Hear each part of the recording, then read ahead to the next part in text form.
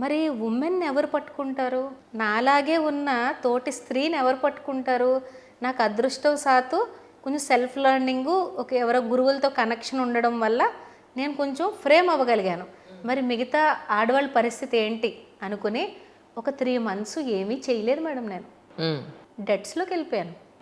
System close అయిపోయింది మొత్తం. ఇంకో 10 రూపాయలు ఎక్కడైనా ఖర్చు పెట్టాలన్నా డబ్బులు లేవు మేడం. ఏం చెయ్యాలన్నా డబ్బులు లేవు.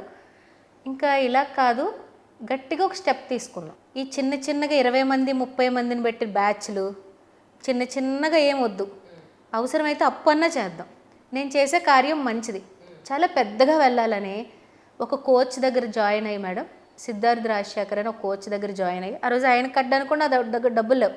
కానీ నాకు తెలుసు, నాకంటూ ఒక స్ట్రాటజీ వచ్చేస్తే పెద్ద స్కేల్లో తీసుకెళ్లే స్ట్రాటజీ నేను ఇది చేసేయగలుగుతాను అని ఒక ఫ్రెండ్ని డబ్బులు వేయమని చెప్పి నేర్చుకుని కూర్చుని ఒక 3 నెలలు కేవలం పెద్దగా ఎలా చేయాలి, ఒక స్ట్రాటజీ, ఒక విజన్, ఒక మిషన్, ఒక కరికులం అన్నీ డెవలప్ చేసుకుని జనవరి 31న 2025 జనవరి 31న మొదలుపెట్టాను మేడం.